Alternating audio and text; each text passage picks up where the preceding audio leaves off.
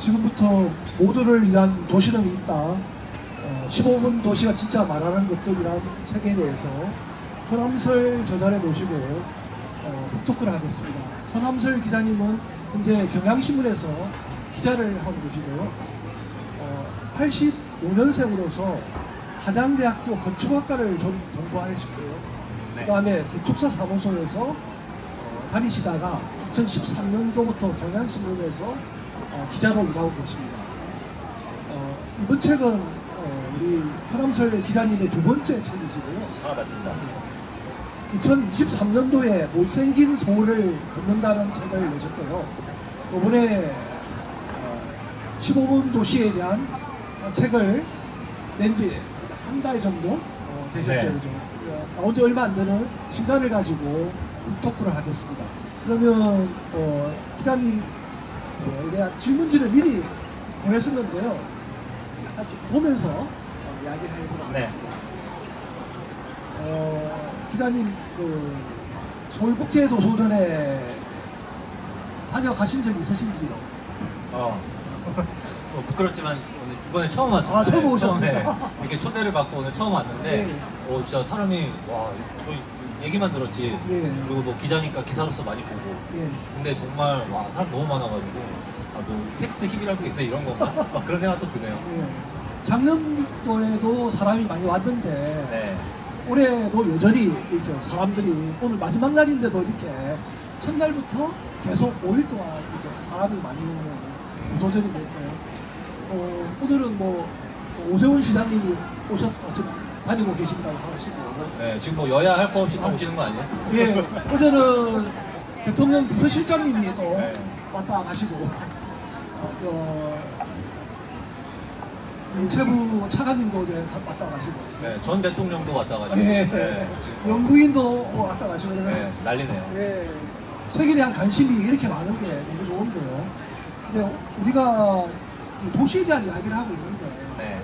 도시에서 이렇게 도서전이 열리는 건 참 좋은 것 같은데요. 책과 관련되는 집필 두 번째 책을 내셨으니까, 맞습니다. 도시에 대해서 이렇게 관심을 가지게 된 우리가 첫 번째 책도 도시, 네. 두 번째 책도 도시에 대해서 이야기하고 계신데요. 네. 상당히 재밌게 글을 쓰셨더라고. 제가 네, 감사합니다. 원고를 보고 네. 그다음에 오늘 이렇게 검토하면서 상당히 글이 맛이 맛깔이 있다니까? 아유, 감사합니다. 저는 그런 평가는 처음 들어봤어요. 네. 아니, 신문에서 보는 맛깔하고 좀 다르더라고요. 네. 좀 신문에서 기사 쓰는 체하고 예. 책 쓰는 글체는 좀 다른 것 같긴 해요. 예. 확실히. 네. 그래서 이게 계속 저널리즘적인 글쓰기와 하고 네. 책과 관련 글쓰기를 병행하지 않을까 하는 생각이 들던데, 이렇게 도시에 대해서 이렇게 관심을 가지게 된 이유가 학교 때문에 대학교 다닐 때 네. 건축학을 전공하셨다니까 그래서 그러신 건지 좀 궁금합니다. 오. 네. 그 대학 전공이 이제 건축학과를 나오긴 했는데, 물론 관련은 있는 것 같긴 해요. 관련 있는 것 같긴 하고, 왜냐면 어차피 뭐 건축학이라는 게 사실 뭐 많은 분들이 잘 건축학과, 뭐 건축공학과 이런 구분 잘 모르시긴 하는데, 건축학과라고 하면 사실 이제 건축가를 양성하는 이제 디자인 학과거든요. 디자인 학과다 보니까 뭐 우리 주변에 뭐 환경들이나 이런 거에 좀 많이 관심을 갖게 되는 것 같고, 근데 사실 저는 이제 건축학과를 나오고 이제 건축사 사무소를 건축가가 되기 위해서 다니다가 이제 그만두고 이제 사실 기자로 전향직하게 한 거니까. 아주 특별한 경력이다. 그죠? 네, 다른 그러면서, 경력이 네. 없을 텐데요. 네, 사실 제가 그렇게 바쁜데 뭐 여러 가지 이유 중에 하나는 조금 건축가에 대한 어떤 약간의 환멸, 직업적인 환멸, 네, 그런 것들도 좀 있어가지고 저기는 다시는 돌아보지 않겠다 라고 약간 그런 생각 비슷하게 하면서 이제 기자가 되고 나서 좀 한 10년, 지금 한 2, 3년 차 기자 정도 되거든요. 그게 천민의 됐는데, 인자는요. 네, 근데 다시 근데 제가 좀 건축이나 도시나 이런 데 관심을 가지기 시작한 거는 한 2, 3년 전부터인 것 같아요. 오히려. 최근이네요. 네, 오히려 2, 3년 전부터인 것 같고, 2, 3년? 한 4, 5년 정도 된 것 같은데, 그게 왜 그러냐면은 약간, 솔직히 말해서 좀 정치적인 배경이 있어요. 그래요? 네, 정치적인 배경이 있는데, 그러니까 제가 이제 한 2020년에 이제 서울시청 담당 기자가 됐거든요.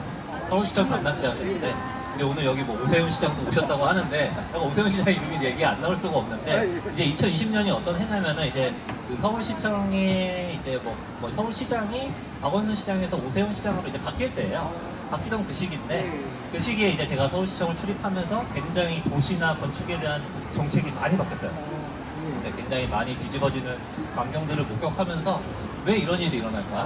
네, 뭐 많은 분들이 아시겠지만 뭐 세운상가라든지 이런 데에 대해서 왜 세운상가를 왜 뭐 어디는 보존하자고 하고 어디는 부시자고 하고 이런 일들이 일어날까?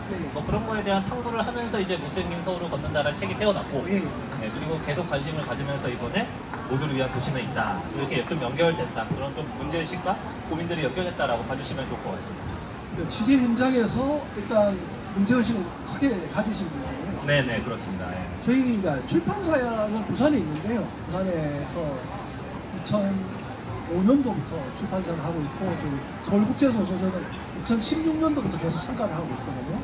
근데 저희 출판사가 이 기획을 제안하게 된 게 부산에 박형준 시장이라고 이번에 이제 선거에 떨어지고 예, 아까 이렇게 떨어지셨죠. 네. 2002년도에 박형준 시장이 선거 공약에서 15분 도시를 이야기를 했어요. 그래서 15분 도시에 관심을 사실 부산에서는 가지게 되었어요. 네. 근데 상당히 15분 도시에 대해서 기자님이 이 책에서 신뢰하게 네. 막 정책에 대해서 비판하고 있는데 네. 일단 뭐 이 책은 시장이 떨어지기 전에 나왔긴 했는데 그렇습니다. 예. 거기다 좀 이야기를 좀 해주시면 좋겠습니다. 네. 15분 도시라는 거는 우리나라에서는 지금 사실 지금보다는 잠깐 2022년 이때 지방선거나 이런 거를 좀 할 때 박현준 시장이라든지 부산시장 그리고 아니면은 제주도에 오영훈 도지사라고 있었어요.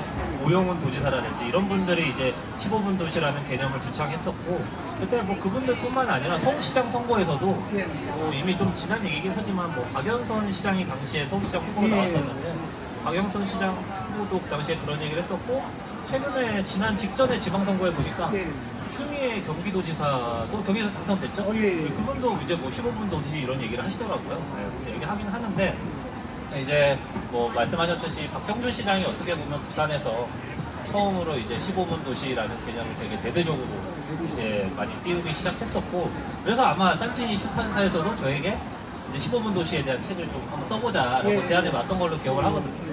기억이 하는데 근데 이제 박형준 시장의 15분 도시는 사실 좀 그런 문제가 있었습니다. 그러니까 15분 도시라는 거는 이거 뭐 말하자면 그런 개념이에요. 그러니까 우리가 이제 걸어서 아니면 혹은 자전거를 타고 이제 15분 거리 안에 우리 생활에 필요한 모든 것들을 갖추자. 뭐 모든 거라고 하면 예컨대 뭐 학교도 있을 수 있고 병원도 있을 수 있고 아니면 뭐 공원도 있을 수 있고 아니면은 도서관도 있을 수 있고 아니면 뭐 진짜 이상적으로 하자면은 직장 일터까지 15분 거리 안에 있으면 정말 좋다.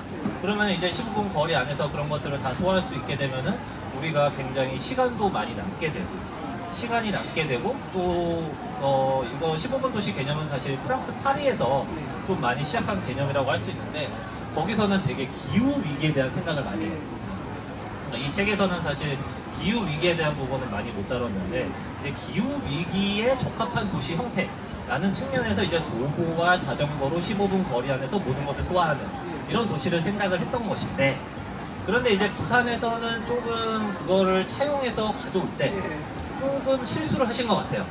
그러니까 귤이 탱자가 된 거죠. 그러니까 이게 어떤 15분 식으로 도시가 탱자가 됐냐면은 이제 부산시 같은 경우에는 이제 부산이라는 도시를 뭐 많은 분들이 잘 모르실 테지만 보면은 이제 뭐 예컨대 서울로 치면은 강동구에서 강서구까지 15분 만에 연결하자. 그러면서 그걸 어떻게 연결할 것이냐. 이제 고속철도를 놓자. 이런 개념으로 된 거예요. 그러면은 조금 그게 여기는 프랑스 파리나 이런 데서는 자전거와 도보로 얘기를 하는데 이거를 갑자기 고속철도가 나오면은 이게 기후 위기라는 개념에 있어서도 탄소 중립이 성립이 안 되는 거잖아요. 예. 그러니까 이런 개념에서 조금 이거 뭔가 잘못되고 있는데라는 생각이 들었고 그리고 뭐 부산시 의회에서도 그래서 막 논쟁이 많았어요. 부산시 의회에서도 막 그런 막 민원들이 있는 거예요. 아 우리 동네도 도로를 좀 놔가지고 15분 안에 좀 연결해줘. 뭐 이런 거 있잖아요. 다리를 연결해. 네. 그러니까 이게 좀 뭔가 잘못돼 가고 있다. 이런 생각이 들면서 15분 도시에 대해서 좀 제대로 전파를 하는 그런 수단이 필요하지 않나? 라는 생각을 좀 해본 적이 있습니다. 일단 이 책을 우리가 그런 문제의식에서 제안하고 기자님이 찾으니까 가장 적합한 저사. 아, 예, 감사합니다. 대한민국에 누가 써줄 수 있을까? 시간 안에 집필이 돼야 되고 이 문제의식을 잘 살려낼 수 있는 객관적으로 살려낼 수 있는 분이 아마 제가 시간은 잘 못 지키지 않았나요? 그래도 타이밍상으로 볼 때는 시간이 쓸 때 책이 나왔으니까. 아, 원래 한 6개월 안에 써달라고 하셨는데 제가 3년이 넘게 걸려가지고. 그래서 책이 나오고 난 다음에 일단 언론에서도 관심을 많이 가지더라고요. 네. 사회적인 매체에서 소개가 되고 했는데요. 일단 책의 내용을 약간 소개를 하는 게 네. 일단 군산 부패부터 이야기 좀 하면 좀 군산 부패요? 네, 지금 네. 서울 국제도서관에 와 있다 보니까 지역에서 너도 나도 지금 부패를 하겠다, 대전도 하겠다, 네. 뭐 안 생긴 도시마다 다 만들겠다고 하는데 성공된 사례로서 지금 15분 도시에 대한 이야기를 하면서 네. 이 책에 모두를 위한 도시는 있다에 군산 부패를 이야기하고 있기 때문에 그걸 좀 이야기해 주시고. 그러니까 군산 북페어 얘기를 하기 위해서는 예. 이제 군산 북페어가 지금 올해 열면 아마 3회가 될 거죠. 예. 아마 3회가 될 거고 아마 여기 뭐 서울국제도서관은 사실 이제 사이즈가 비교가 안 되고 예. 이제 거기 같은 경우에는 한 10,000명 정도 그렇게 참여를 하는 걸로 알고 있어요. 예. 한 해당. 대단해요. 그러면 엄청난 거죠. 사실 대단하죠. 지방도시니까 군산의 인구가 25만 명이거든요. 네. 그럼 이제 군산 북페어를 여는 그 장소가 사실 중요한 건데 그 장소가 이제 군산시민문화회관이라고 해서 이제 군산시의 1980년대에 생긴 문예회관이죠. 그때는 뭐 회관이라고 해서 이렇게 뭐 차계회도 열고 아니면 가수 불러서 공연도 하고 이런 거를 많이 지었잖아요. 많이 지었는데 이제 그 건물이 어느 순간부터 조금 인기가 시들해지면서 문을 닫았죠. 문을 닫은 다음에 이제 그거를 다시 2023년 들어서 10년 만에 다시 문을 열면서 이제 거기서 이제 하나의 이벤트로 생각한 게 군산 북페어인데 그게 이게 15분 도시와 어떻게 연관이 있냐면은 15분 도시는 결국 아까 말씀드렸다시피 어떤 15분 거리 안에 생활이 필요한 모든 것들 그러니까 뭐 예컨대 거기는 학교나 뭐 교육 이런 것도 있지만 우리가 여가를 즐길 수 있는 뭐 문화, 예술 이런 것도 중요하잖아요. 근데 그런 거를 할 수 있는 장소를 둬야 되는데 아까 말씀드렸다시피 이게 기후, 뭐 탄소 중립이나 이런 것들을 생각하면은 그런 것들을 우리가 새로 그냥 신축해서 짓는 거 이거는 너무 쉬운 방식이고 하지만 새로 지었을 때 거기서 뭐 발생하는 어떤 탄소 중립의 문제라든지 아니면은 또 새로 짓는다고 해서 인구는 점점 줄어드는 시기인데 그러니까 또 새로운 건물 자체가 또 나중에 또 군산시민문화회관이 예전에 그랬던 것처럼 수요가 줄어들어서 문이 닫을 수도 있잖아요. 그러니까 이 군산시민문화회관을 한번 잘 살려보자 라는 취지에서 이제 뭔가 좀 제도적으로 잘 설계를 해가지고 군산시민문화회관을 살리는 방안을 이제 군산시 뭐 공무원이라든지 뭐 건축가도 같이 협력을 하고 뭐 민간의 여러 아이디어를 받아서 이제 그렇게 협력을 해서 탄생한 게 군산시민문화회관이 이제 재생 사업을 시작했고 거기서 이제 중요 이벤트가 군산 북페어 또 했다는 의미 약간 그런 맥락에서 군산 북페어를 좀 가주시는 분들은 좀 경험하고 오시면 좋지 않나 그런 생각이 좀 들고요. 작년에 상당히 인기가 있었는데 올해도 참가 신청이 많아가지고 네. 저희 산지리 출판사도 신청이 다 떨어졌거든요. 아, 얼마나 그래요? 인기가 많았습니까? 그래서 이게 지금 잘 나가고 있는 지역에 부표가 생겼다. 이게 네. 나름대로 15분 도시를 잘 살리고 있는 대표적 케이스라고 가지고 네네. 그런 게 군산 부표처럼 다른 지역에서도 도서관을 연다면 부표를 연다면 좀 살아있는 공간만 새로 만들려는 게 아니고 그렇죠. 약간 도시 재생의 모델을 가져오는 것도 좋지 않을까 생각이 드는데요. 근데 거기서 제가 좀 한 가지 드리고 싶은 말씀은 그러니까 이제 군산 북페어라는 되게 상징적인 행사가 하나 있잖아요. 근데 예. 그거는 사실 생각해보면은 1년에 뭐 길어야 한 3일 예. 정도 하는 행사거든요. 그러니까 사실 그게 뭐 굉장히 상징적이고 눈에 띄긴 하지만 그게 사실 전부는 아닌 거예요. 예. 그러니까 사실 군산시민문화회관이랑 건물이 도로 살아난다든지 또 군산시에 지속적으로 뭔가 문화라든지 예술이라든지 이런 콘텐츠를 계속 공급을 하려면은 그거 말고도 뭔가 더 있어야 되는 거죠. 더 있어야 되는 거고. 그래서 근데 사실 보면은 군산시민문화회관이 1988년인가 생겼거든요. 그 다음에 문을 닫은 게 수요가 적다고 해서 문을 닫은 게 2013년이에요. 그러면은 이제 그게 뭐 태어나서 죽을 때까지 죽는다는 표현 좀 그렇긴 하지만 죽을 때까지 한 몇 년 걸린 거냐? 한 25년 이 정도 걸린 거잖아요. 근데 이제 2023년 들어서 다시 살린다고 했단 말이에요. 지금 이제 한 3년 지났잖아요. 근데 이제 죽는데 25년 걸린 건물이 다시 살아나려면 또 제가 보기에는 그래도 한 10년, 20년의 시간은 좀 줘야 되지 않나. 네, 다 주고 좀 참고 기다려주고 거기서 다양한 실험을 할 수 있는 그런 테스트 베드로스의 시간도 주고 이렇게 해야 되는데 그게 조금 우리나라 뭐랄까 문화랄까 행정의 문화랄까 그런 데서는 조금 그걸 안 기다려주더라고요. 뭐 1년 단위, 네, 안 하냐 3년 단위. 3년 단위. 길어야 3년 단 예. 이제 뭐 성과가 어떻게 되냐, 예. 방문객이 어떻게 되냐, 뭐 연간 프로그램을 몇 개 돌리고 있냐, 프로그램 하나당 사람은 얼마나 왔냐, 예. 막 이런 것들을 이제 따져가면서 그런 것들 때문에 막 잘 굴러가다가 막 3년 뒤에 엎어지고 될 것 같은데 엎어지고 막 이런 것들도 엄청 많거든요. 예, 맞습니다. 예, 부산 시민 문화회관은 그것과 다르게 부산시가 딱 20년을 보겠다. 길게 보는 네, 길게 20년을 보겠다라고 시작하는 사업이에요. 그래서 그런 점에서도 되게 제도적 설계라든지 이런 것들이 좀 의미가 있고 우리가 좀 긴 호흡으로 보자. 예. 20년 뒤에 우리가 살아있으면 그러면 좋겠을 것 같아요. 지역에서 만약에 도시 재생과 관련되는 그걸 하려면 약간 긴 호흡에 네. 기다려주는 게 필요하단 말이다. 예전에서도 그 도서전 기관에 와서 도시 재생과 관련되는 투표를 하려면 어떻게 할 거냐 뭐 이런 거 여기 왔을 때 요새 부산을 좀 많이 따라 하려고 하나 보다. 따라하는 거 있는 거죠. 그래서 아마 그런 게 확산되고 있지 않을까 생각합니다. 또 이 책에서는 밀양 이야기를 하고 있는데 아, 밀양, 예. 아무래도 저는 부산에 있다 보니까 경상남도 그쵸, 그쵸. 밀양 예. 가까우니까 밀양 이야기 안 할 수가 없을 것 같아요. 이야기 좀 해주시면. 밀양이요. 여기 밀양은 이 책에서는 이제 이거 되게 제가 책에서 되게 힘을 주고 싶은 부분이긴 해요. 네. 그 밀주초등학교라는 이제 초등학교를 하나 다니고 있는데 이제 그렇습니다. 이제 밀양역에서 아마 밀양을 가보신 분들은 혹시 아실지 모르겠는데 밀양 KTX역에서 딱 내리잖아요. 그럼 딱 앞에 나오면은 그 왼쪽 위로 푸르지오 아파트가 하나 있어요. 푸르지오 아파트가 한 500세대 정도 되는데 이제 새로 지었습니다. 요새 푸르지오 아파트가 약간 스타벅스 색깔인 거 아시죠? 네, 초록색으로 이렇게 도색을 해가지고 스타벅스 색깔이 논란이 되는 스타벅스 색깔이 있고 약간 뭐 굉장히 밀양에서는 어쨌든 뭐 부유한 가장 부유한 신축 아파트고 그렇게 있고 근데 그 오른쪽으로 이렇게 보면은 그냥 막 카페가 없고 가방이 있어요. 가방이 네, 가방이 있고 그리고 뭐 요새는 다 냉장고에서 이제 냉장고만 누르면 얼음이 나오는 시기인데 얼음 가게들이 막 있고 네. 그리고 뭐 이제 뭐 진짜 뭐 미용실이 아니라 이용원이라고 하죠. 이용원이 있고 이런 식으로 여전히 좀 뭐랄까요? 옛날 도시네요. 8090의 느낌을 굉장히 간직하고 있는. 그러니까 그 정도로 이제 뭔가 뭐 발전이라면 발전이고 어떻게 보면 옛 모습을 지키는 건 지키는 건데 그 정도로 좀 약간 우리나라 구도심의 현실을 좀 잘 보여주는 곳이거든요. 근데 이제 그런 구도심에 있는 학교가 바로 밀주초등학교라는 학교가 있는데 이 학교는 문제가 뭐였냐면은 사람들이 밀주초등학교에 자기 자식이 다닌다는 얘기를 못 한다는 거예요. 아 그래요? 네. 왜냐하면은 그게 일종의 사회적 낙인이 된다라는 겁니다. 왜냐하면은 거기는 뭐 가난한 친구들만 가는 학교예요. 네, 좀 못 사는 친구들만 가는 학교야. 그리고 학력이 너무 떨어지는 곳이야. 뭐 교육도 제대로 안 돼. 뭐 약간 뭐 이런 인식들 때문에 제발 우리가 그 밀주초에 그런데 어쨌든 간에 뭐 가까운 거리라든지 이렇게 해서 다니는 학부모들이 있을 거 아니에요. 아이를 보낸.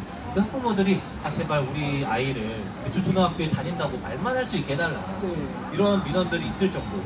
그리고 아까 뭐 푸르지오 아파트 말씀드렸는데 그 푸르지오 아파트에서도 밀주초등학교로 가야 되는데 이게 아마도 위장 전입을 하셨을 걸로 추정이 돼요. 그러니까 다른 데로 이제 거기에 분명히 학생들이 한 20명 정도가 입학을 해야 되는데 뭐 단 2명밖에 입학을 안 한다든지 막 이런 사태들이 벌어질 정도로 밀주 초등학교라는 학교가 굉장히 좀 낙인이 찍혀 있었고 안 좋은 학교다라고 해서 학생 수가 한 대는 400~500명 하다가 1학년부터 6학년까지 나중에 한 100명 막 이렇게 줄어드는 거예요.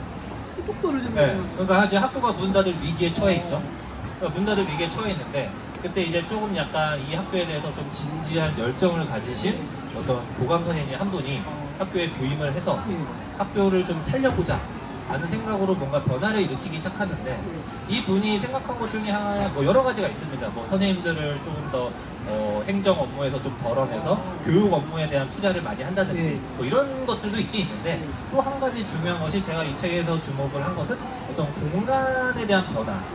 그러니까 결론적으로 말씀드리면은 밀주 초등학교의 운동장을 이 마을에 필요한 인프라로 만들자. 상상을 못한 일이다. 라는 거예요. 그러니까 우리는 뭐 운동장 하면은 뭐 옛날 같으면 모래가 깔려 있든지 네. 아니면 요새 좀 개조를 잘하면 이제 육상 트랙을 깔아놓든지 네. 아니면 잔디를 깔아놓든지 뭐 이렇게 하잖아요. 근데 그게 아니라 이렇게 뭔가 운동장이라는 것은 사실 잘 보니까 사용 행태가 6학년 남학생들의 전유물이더라. 보니까 뭐 6학년 남학생들이 맨날 축구한다고 네. 자기들끼리 이 운동장을 다 쓰더라. 그럼 딴 학생들은 아예 쓸 공간도 없고 네. 약간 그런 문제의식에서 그러면 이 운동장을 좀 더 평등한 곳으로 바꿔보자 라고 해서 운동장을 공원화시키기 시작합니다. 그래서 뭐 운동장에 뭐 이렇게 인공적으로 언덕을 쌓아서 이렇게 좀 꾸민다든지 아니면 뭐 좀 이게 좀 파가지고 수공간을 만든다든지 이렇게 좀 환경 생태 친화적인 그런 공원처럼 만들어놔요. 공원처럼 만들어 놓고 이제 학교를 전면적으로 마을에 개방을 하기 시작하는 거예요. 그리고 이 운동장에서 바로 연결되는 학교 1층 같은 경우에는 원래 학교 1층에는 거기는 원래 교장 선생님이 계신 곳이잖아요. 근데 교장실을 딴 데로 치워버리고 본인이 교감이면서 파격적이다. 교감이면서 교장실 치워버리고 행정실 치워버리고 그 공간을 도서관으로 만들어요. 도서관으로 만드는데 거기를 또 굉장히 개방적인 뭐 마을 사람들 누구나 와서 책 읽고 싶으면 읽으세요. 뭐 주말에는 완전히 개방하는 형태로 만듭니다. 근데 보통 학교를 그렇게 요새 잘 개방 안 하려고 하거든요. 폐쇄적이죠. 예. 왜냐면 학교에서 뭔가 뭐 범죄가 일어난다든지 예, 예. 뭐 하다못해 뭐 누가 술을 마시다가 걸렸다 이런 조그만 사고만 터져도 교감 선생님은 굉장히 곤란하거든요. 근데 이분은 뭐 약간 대범하기도 하고 아니면은 좀 학교가 이런 식으로 더 이상 쓰이면 안 된다라는 어떤 인식 때문에 공원처럼 꾸민 운동장과 도서관을 다 개방을 한 거죠. 예. 그랬더니 공교롭게도 진짜 정말 그 다음 해부터 예. 학부모들이 이 학교의 학생 수가 늘어나기 시작하는 거예요. 그러니까 100명이었던 것이 뭐 제가 정확한 숫자는 기억 안 나는데 한 140명, 170명 말고까지 늘어난 겁니다. 근데 이게 진짜 요새는 서울에서도 문을 닫는 학교들이 있거든요. 그렇죠. 이게 인구가 줄고 있으니까. 예. 근데 이 밀양이라는 구도심에 카페도 없고 다방만 있는 구도심에서 이 학생 수가 늘어난다. 이건 진짜 기적적인 일이에요. 그러니까 그런 현상들이 벌어지고 그런 것들이 사실 어떻게 보면 이 책에서 얘기하고 있는 15분 도시의 이상 어떤 학교라는 자원을 원래 존재하는 자원을 다시 변화시킴으로써 생활에 필요한 인프라를 만드는 그런 대표적인 예로 제가 좀 여기서 많이 힘을 주고 싶었어요. 네. 나는 이런 사례를 저도 책 보면 처음 알았거든요. 밀양에 한 번씩 가긴 하는데 네네. 우리가 새로운 뭐 건물을 짓고 뭐 이런 방식만 상상하다가 조금이 되나 학교에서 충분히 조금만 변화를 해도 충분히 학교의 문제를 여러 문제를 해결할 수 있다는 걸 그럼요. 확인되어 있습니다. 또 하나를 한다면 원주 이야기를 또 안 할 수는 없을 것 같아요. 원주요? 네, 제가 좋아하는 곳인데요. 원주를 왜 좋아하시죠? 박경민 선생님 좋아하기 때문에 네네. 원주를 안 좋아할 수 없죠. 원주. 네. 이 책은 사실 여기 표지에 나온 게 이게 원주잖아요. 원주. 네. 이게 원주에 있는 원주 아카데미 극장이라는 공간인데 저는 이 원주 아카데미 극장을 좀 많은 분들이 좀 기억을 해주셨으면 좋겠다라는 생각에서 좀 이것도 좀 힘을 많이 주고 싶고 또 표지로 선택해 주셔가지고 저 너무 감사했어요. 너무 감사했는데 이게 원주의 아카데미 극장이라는 공간은 1950년대나 제가 정확한 숫자 기억 안 나는데 그때 생긴 극장이죠.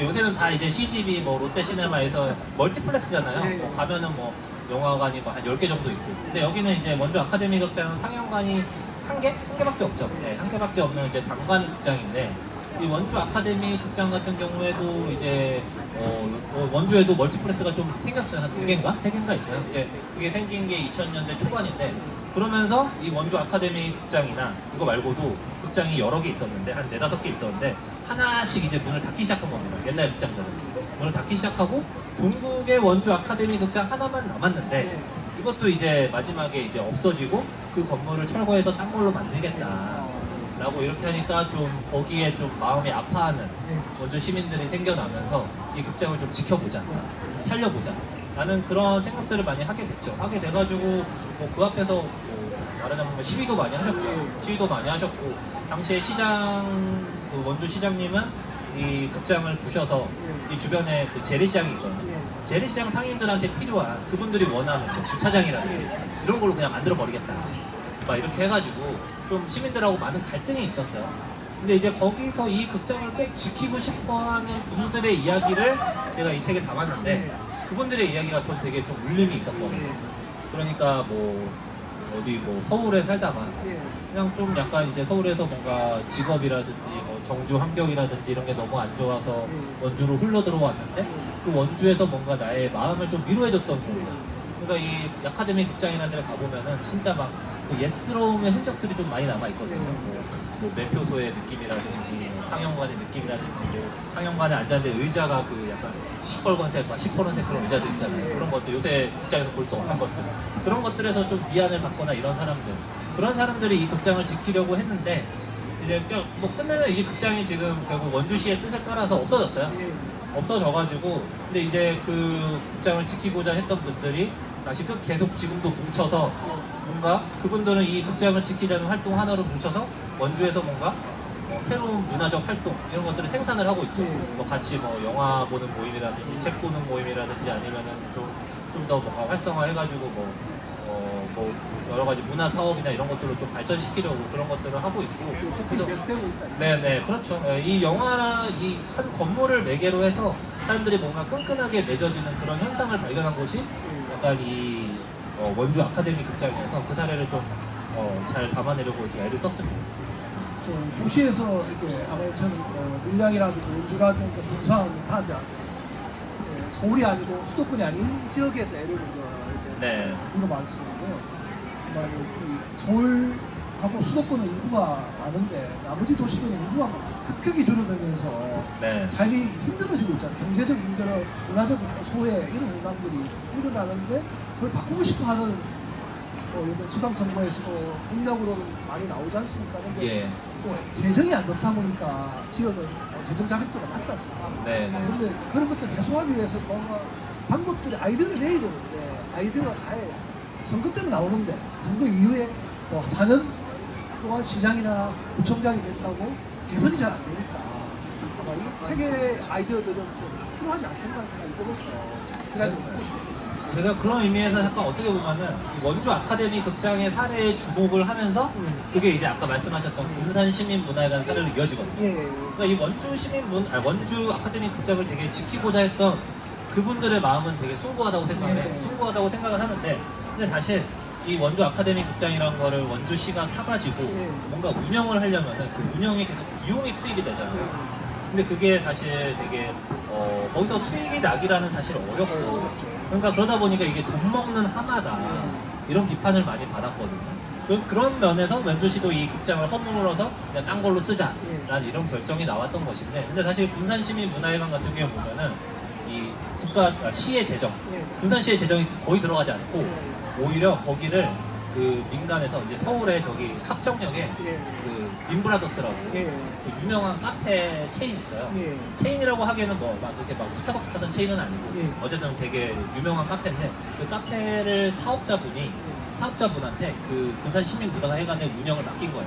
왜냐면 그분이 카페뿐만 아니라 어떤 복합 문화공간 이런 걸 운영한 경험이 좀 많으신 분이에요. 근데 그분한테 통째로 그냥 맡기고 뭐 그냥 20년 동안 여기서 수익이 발생하면은 가져가시고 손해가 발생해도 당신이 감당을 해라 이렇게 한 거예요. 그런 식으로 뭔가 설계를 하고 이분한테 20년 맡기면서 이제 그곳이 뭔가 시 재정은 돈 먹는 하마는 되지 않으면서 다양한 실험은 이제 민간의 아이디어를 빌려서 할 수 있게 되는 약간 그런 사례보여서 어떻게 보면 이 원주 아카데미 극장의 사례와 부산 시민문화회관의 사례는 되게 밀접하게 연관돼 있다. 연결돼 있다. 네, 연결돼 있다. 재정이 지금 안 좋은 지역의 많은 도시들에서 뭔가 혁신을 만들어야 되는데 네. 왜냐하면 다양한 문화적인 실험들을 공공기관이 도시가 연결해서 좀 할 때 이런 아이디어들이 필요하지 않겠나 생각이 들거든요. 네. 저는 이 책에서 그런 점이 다른 책과 사별되는 지점이 아닐까 하는 생각이 들어요. 제가 그런 아이디어를 좀 많이 담아내려고 애를 써가지고 여기 시사인에서는 고맙게 그 주간지 있잖아요. 시사인에서는 담론과 현장이 잘 어우러진 책이다 라고 평가를 해주셨더라고요. 맞습니다. 네. 담론과 현장이 잘 어우러진 책이다. 편집국장이 잘 적었더라고요.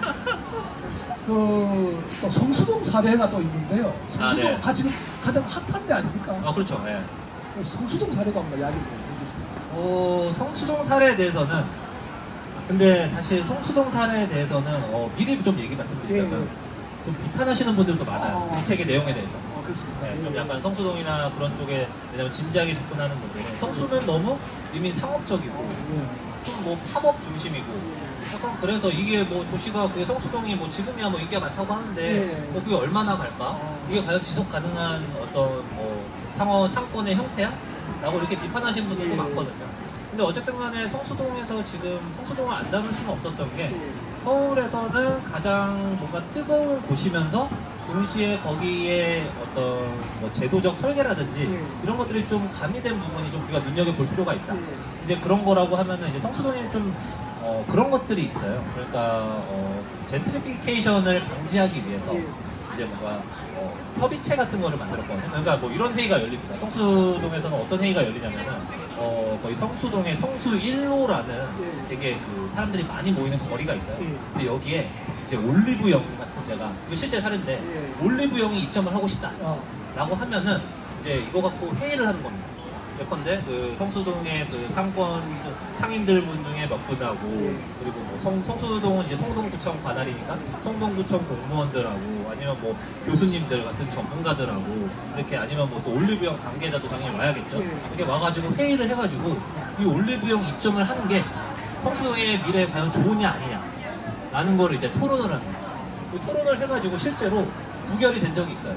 그래서 올리브영이 입점을 하지 못한 그런 사례들이 있거든요. 그러니까 이런 것들을 왜 하냐면은 그 이 상권이 지속적으로 발전하려면 어쨌든 간에 되게 조그만 가게들의 역동성과 실험이 이제 살아 있어야 되는데 그런 것들이 올리브영이 들어오고 뭐 어떤 대형 뭐 프랜차이즈 카페가 들어오고 뭐 이렇게 하다 보면은 그걸 죽일 수 있지 않느냐. 라는 이런 측면에서 이런 협의체를 뭔가 성동구청을 중심으로 해서 만들어서 그걸 가동하는 이런 어떤 협력과 참여의 정신 이런 것들이 조금 이 도시에서 그 성수동에서 좀 주목할 만하다.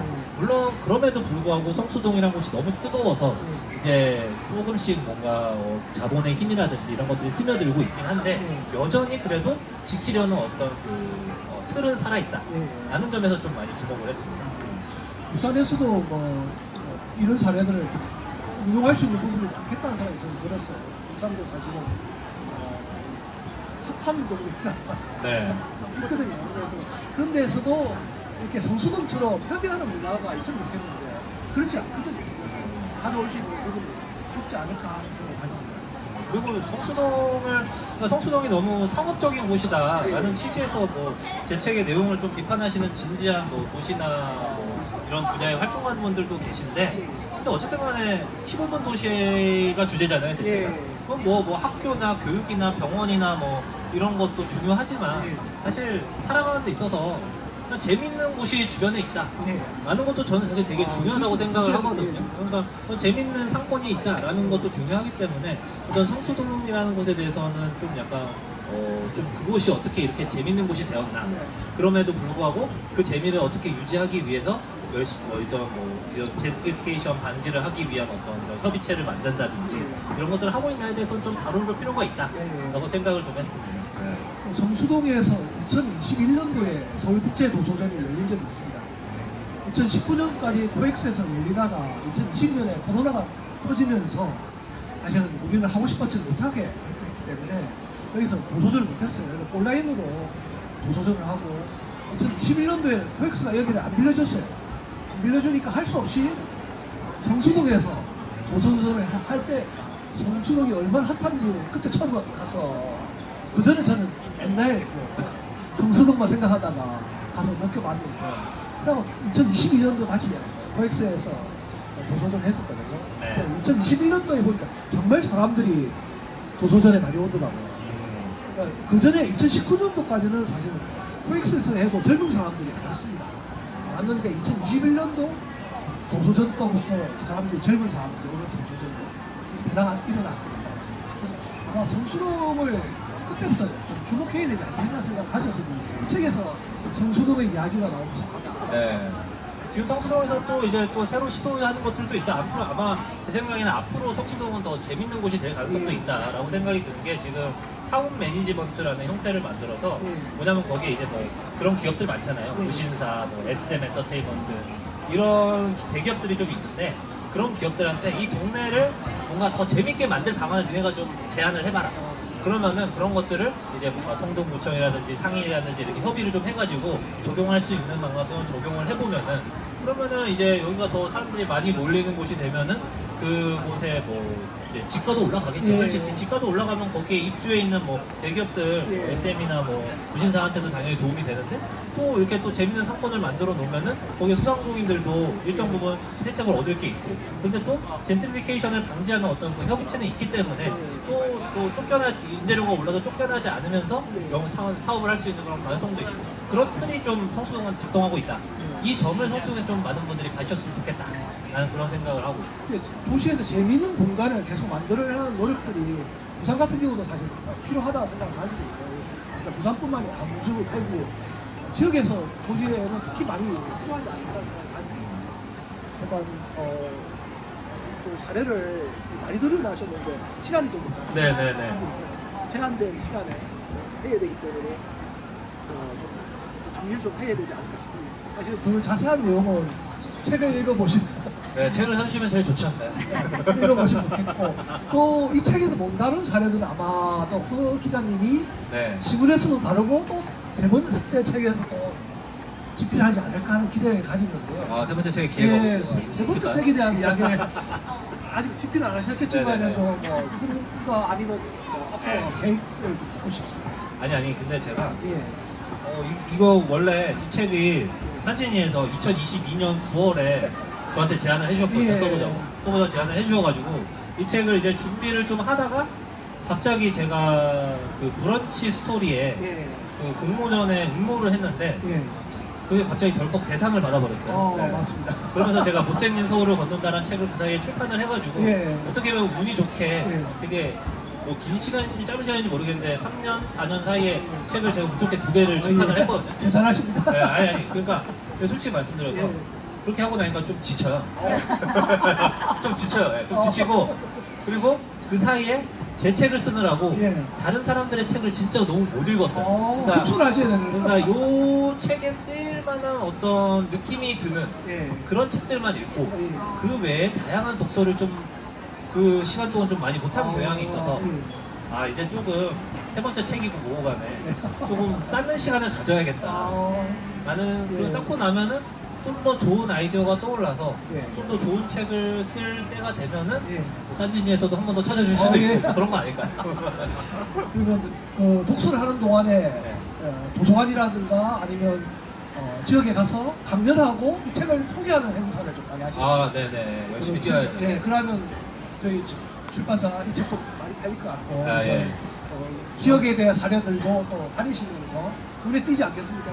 세 번째 책을 집필하는 또 계기가 마련되지 않다는 생각이 들고요. SBS 라디오에 예. 책이랑 놀자라는 프로그램이 있거든요. 아, 예. 예, 책하고 놀자. 예.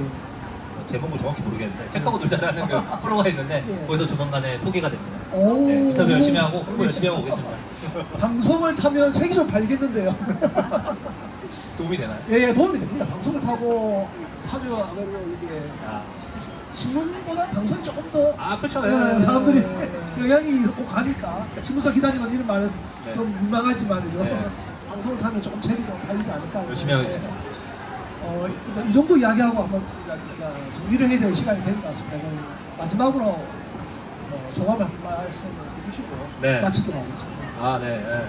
뭐 지금 이 책은 조금 뭐랄까요? 지금 우리가 사는 도시와는 조금 다른 도시를 좀 상상해 보자 예. 라는 책인데 사실 이런 책이 요새 읽히기에 좋은 분위기는 아니라고 저는 솔직히 생각해요. 그렇습니까? 아니면 좋은 분위기일 수도 있고 왜냐면은 뭐 도시마다 좀 사정은 다르겠지만 요새 서울은 거의 뭐 매주 부동산 얘기잖아요. 네. 우리 동네는 뭐 이번 주에 뭐 0.2%가 올랐네. 뭐 저희 동탄 같은 곳들은 뭐 4%가 올랐네. 2%가 올랐네. 뭐 이게 그런 거. 부동산 지금 전문 기자지 않습니까? 부동산을 담당하고 있어요. 부동산 취재를 담당하고 있어서 그런 숫자들을 좀 잘 알고 있는데 그런 시대에서는 조금 약간 뭐랄까요? 어떻게 보면 사람들이 그런 욕망에 좀 휩쓸려 갈 수도 있고요. 그런 네. 흐름에. 아니면은 또 그런 흐름에서 벗어나서 좀 다른 도시를 좀 생각해보자. 네. 뭐 이런 거에 좀 더 관심을 기울일 수도 있는데 그런 측면에서 이게 어떻게 될지는 잘 모르겠는데 그래도 좀 이제 사람들이 좀 지칠 때도 되지 않아요? 예. 좀 뭐 너무 그 부동산 폭등이나 가열 이런 것들이 너무 오래되고 사람들이 그런 가치로만 이제 도시 뭐 속도, 가격 이런 걸로만 도시를 재단한 지가 좀 이제 벌써 뭐 제가 느끼기에도 한 10년 가까이 된 것 예, 같아서 맞습니다. 이제 조금 흐름을 좀 바꿀 때도 되지 않았을까? 예. 이런 생각도 들고요. 그런 의미에서 좀 관심을 많이 가져주셨으면 좋겠다 이런 생각을 하고 있습니다. 좋은 일 아닌 것 같아요. 이게 주식, 부동산 이런 쪽으로만 그죠? 관심이 뭐 가. 물론 중요하죠. 중요한데 우리 관심이 도시에서 더 살기 좋은 도시. 인간과 인간이 부딪히지 않고 이렇게 좀 더 잘 살 수 있는 도시에 대한 관심을 가지는 그런 문화가 만들어지는데 이 책이 계기가 될 것 같고 우리 서남설 기자님이 좋은 책을 집필하신 것 같다고 생각이 듭니다. 네, 이 정도 이야기하고 오늘 토크를 마치도록 하겠습니다. 감사합니다. 네, 감사합니다. 아이고, 수고하셨습니다. 고생하셨습니다.